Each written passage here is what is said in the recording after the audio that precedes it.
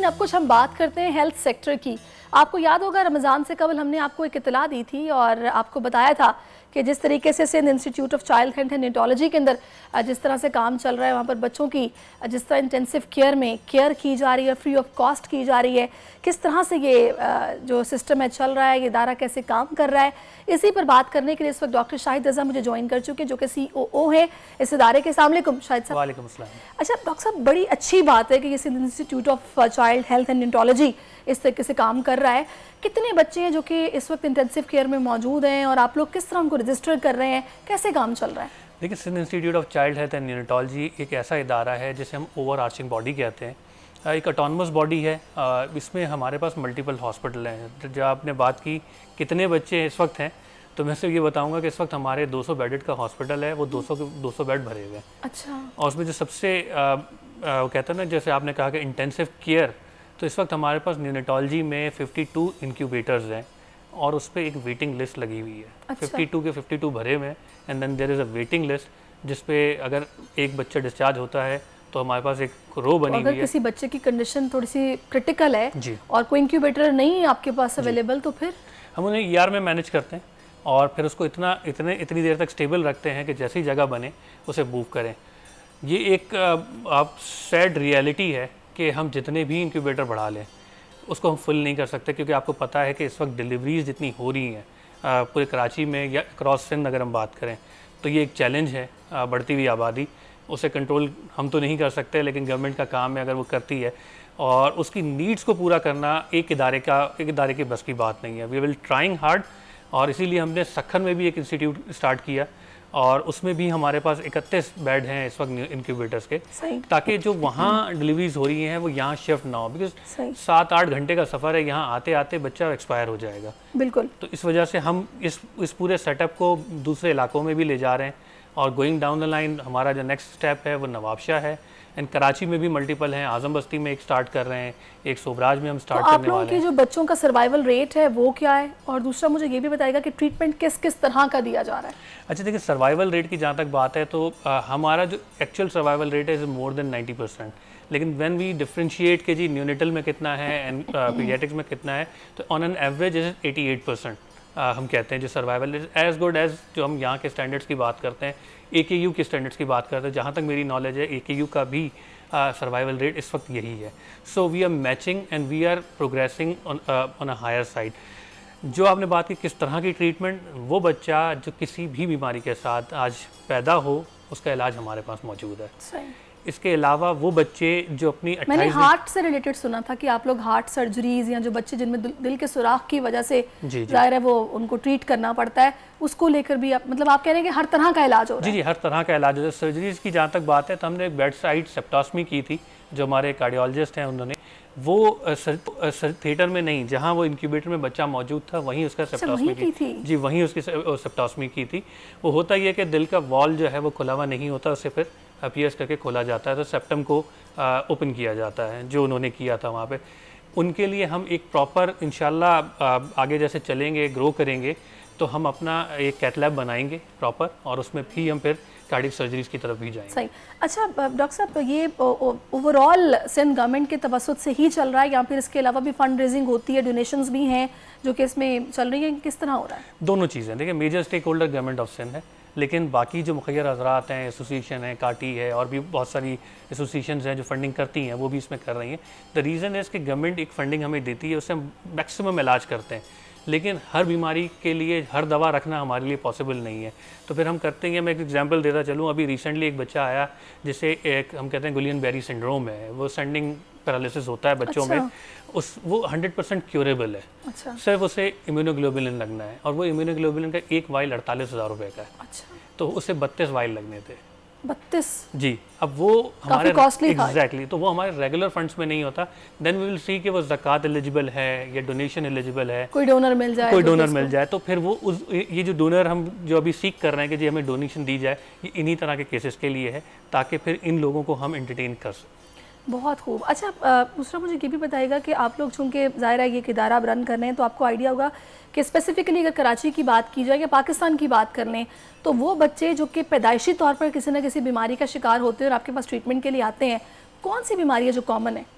देखिए इस वक्त मल्टीपल अगर कोई आता है तो उसमें हमारे पास जो बच्चे आते हैं वो जनरली हम, आपने नाम सुना होगा ऑटिस्टिक बच्चे बहुत सारे आते हैं, ऑटिस्टिक बच्चे, ऑटिज्म बहुत ज़्यादा कॉमन है, तो है। रीहैब का डिपार्टमेंट हमने पूरा एस्टेब्लिश किया। हमने उसमें ऑटिस्टिक बिहेवियरल डिसऑर्डर की जितनी भी कंडीशंस आती हैं बच्चों में उन्हें हम ट्रीट करते हैं।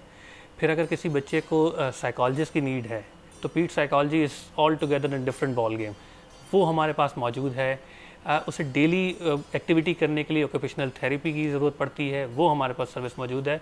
फिर वो बच्चे जो बोल नहीं पाते सही तरह से या तुतलाते हैं उनके लिए हमारे पास स्पीच थेरेपिस्ट मौजूद है। तो ये सारी चीज़ें जो हैं इस वक्त हम will trying to be a comprehensive paediatric care, तो उसी पे फोकस है। सही। अच्छा मुझे ये भी बताइएगा कि डॉक्टर साहब जाहिर है औलाद का गम तो कहते हैं कि अल्लाह ताला किसी को ना दे, हर कोई चाहता है कि अल्लाह पाक उनको सेहतमंद तंदुरुस्त औलाद से नवाजे।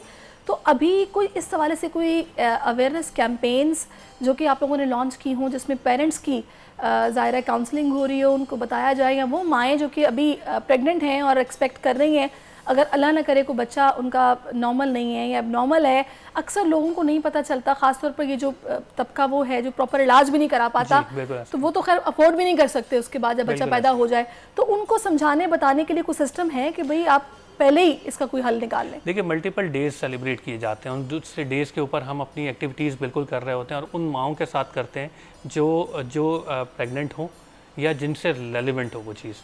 वो एक्टिविटीज़ हमारे एंड पे भी चल रही हैं, वो हम सारी एक्टिविटीज़ कर रहे हैं। इसमें हमारे साथ बहुत सारे इंटरनेशनल डोनर्स भी हैं, WHO भी काम कर रहा है, यूनिसेफ भी काम कर रहा है, तो उनके साथ मिलके हमने मल्टीपल्स वो कहते हैं सेमिनार्स भी किए हैं, सेशंस भी किए हैं।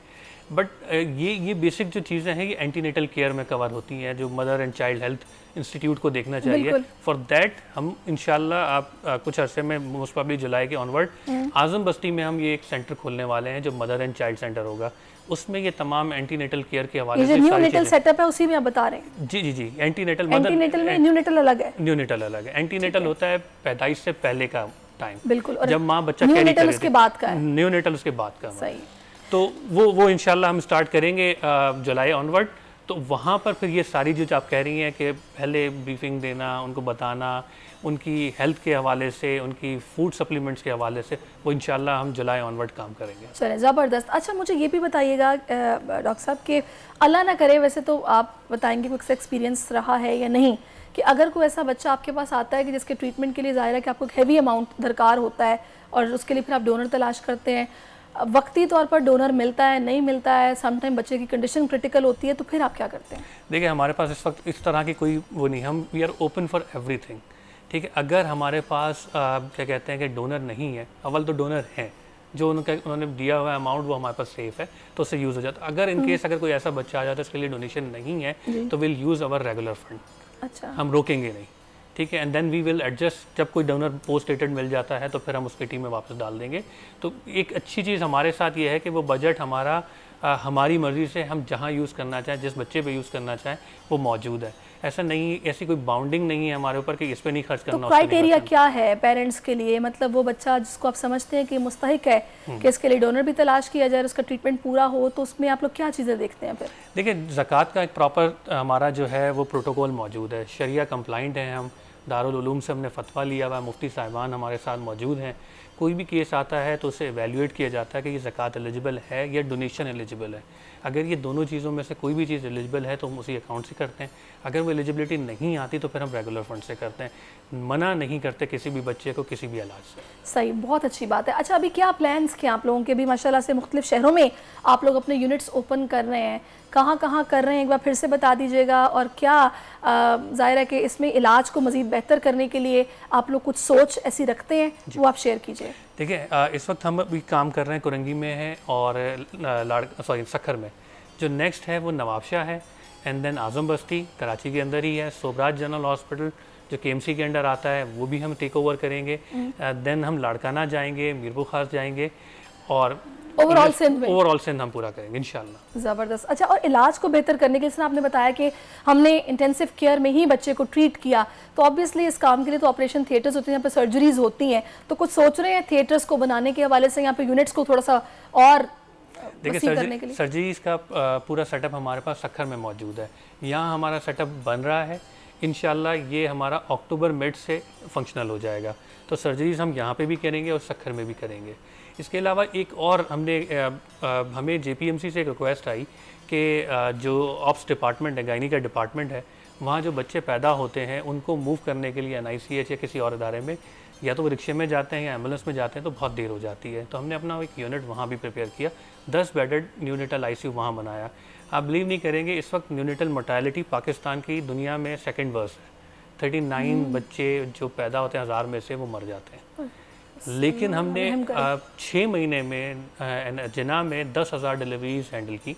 जो बच्चे पैदा हुए उन सबको फर्स्ट हैंड देखा और वो रेट हमने कम करके 4.2 पे ले आए 39 से। सो 1000 डिलीवरीज हुई और 4.2 की डेथ हुई।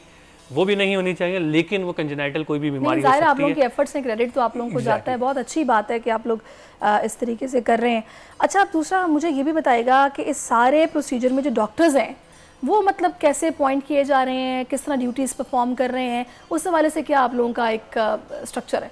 देखिए, बहुत रेगुलर सा स्ट्रक्चर है हमारा, जो हम कहते हैं कि 24 घंटे हमारे हर वार्ड में, जो 7 बेड का एक वार्ड है, उसमें डॉक्टर मौजूद होना चाहिए। सो इस वक्त अगर हम बात करें तो 10 वार्ड हैं, तो 10 doctor at a time hospital में मौजूद होते हैं। सही, ठीक है। चाहे वो दिन का कोई भी वक्त हो, किसी वक्त भी आप चले जाएं, आपको वहाँ पर डॉक्टर मौजूद रहेगा। फिर इंटरनेशनल स्टैंडर्ड्स हैं, कुछ बेड टू नर्स रेशियो है, वो हम मेंटेन करने की कोशिश करते हैं। हमारे 7 बेड्स के ऊपर 4 नर्सेज हैं। अच्छा, ज़बरदस्त। तो ये देखें, जब तक आप ह्यूमन रिसोर्स नहीं देंगे तो केयर प्रॉपर नहीं हो पाती।